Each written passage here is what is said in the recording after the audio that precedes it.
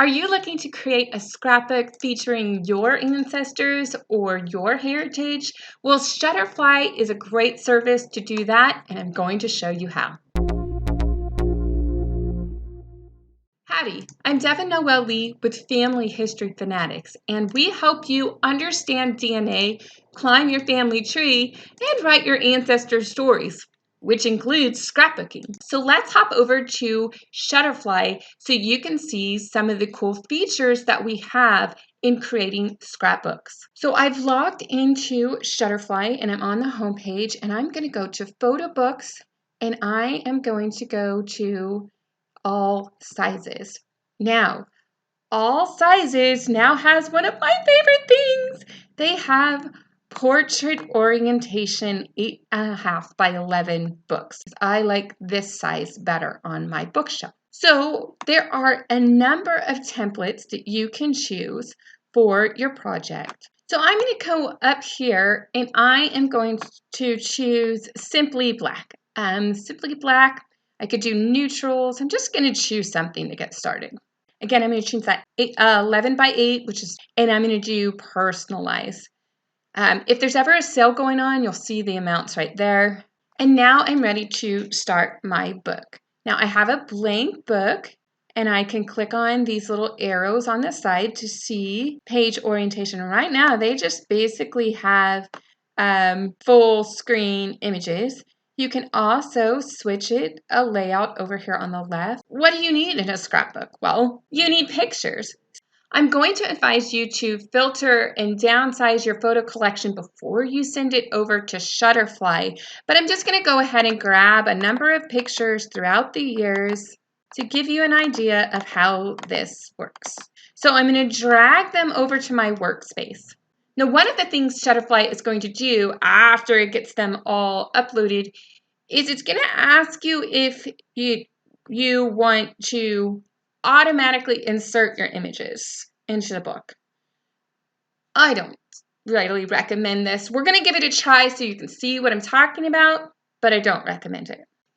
Now, one of the problems with the autofill is that they're not always putting the pictures in the order that they should go with.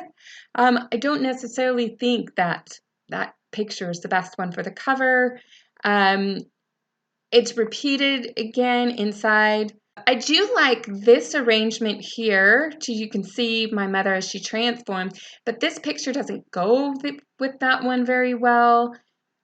And now we have baby pictures after. So just don't do the autofill. I think it's really bad. So let me take that off, and then we're going to work through how to actually arrange our.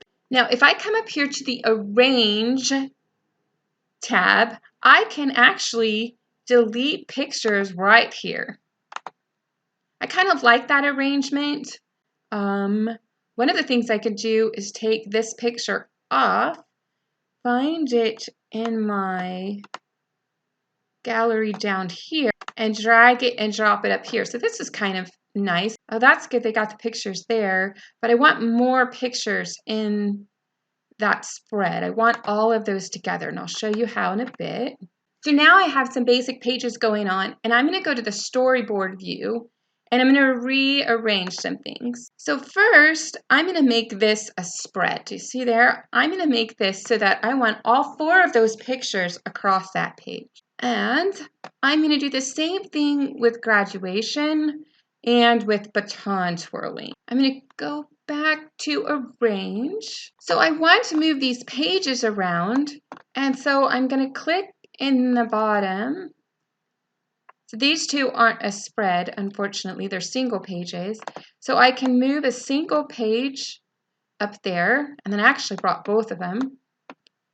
And let's say I want to move this layout more here. So you can rearrange your pages in this view.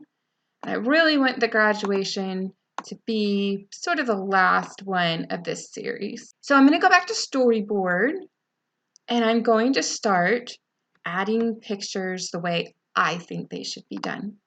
So I like these pictures right here.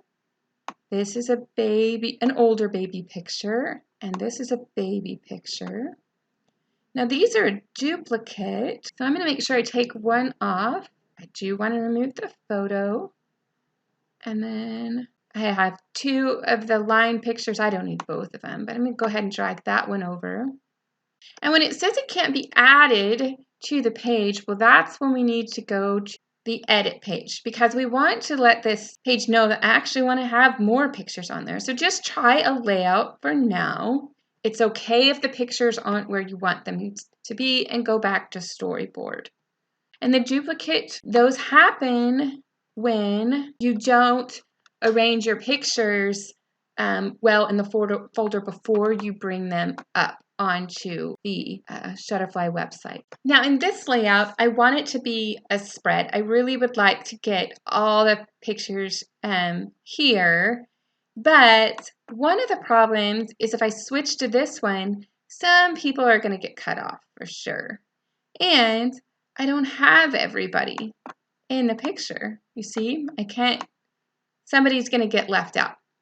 I'm going to need to get a different layout, or I can go to advanced editing, turn that on, and I can make this picture the size it needs to be and then shrink it using these handles. So you just keep playing with those handles, these handles right here. I've lost them over there. And I'm actually going to shrink it so it's just that one page. I think that looks nice. If you want to tilt your picture, just because you want to add a little more visual interest, you can do that. And there you go with that layout. So now I'm going to go to another one and tweak it. So here we have 2 pages on one side and 2 pages on the other. So on this left side, I'm going to choose a different layout. I also like that it added a little border. So let's go ahead and do the same thing on the other side. So now I have spaces to go ahead and write a caption. So let's go ahead and do that. We're going to turn off the advanced editing and just go to normal editing. And now I'm going to start typing. Go ahead and give as much details as you can onto these layouts, because this is like writing on the back of the picture.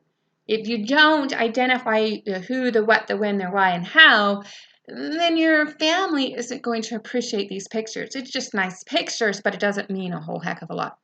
Now, let's say you don't really like that picture is here. You can click on it and drag it and swap it.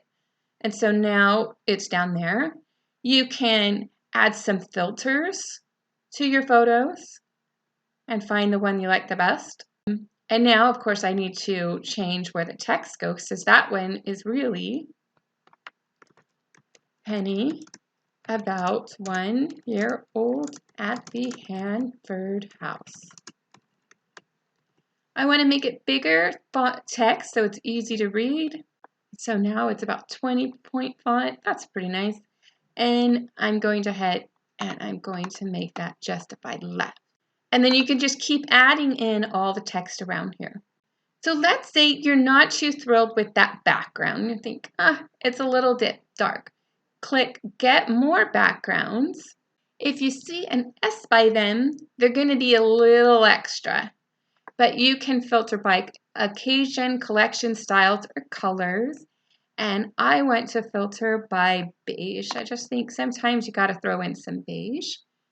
And I'm looking for something that might be a soft beige and add that to my project. And then I can drag that to the background.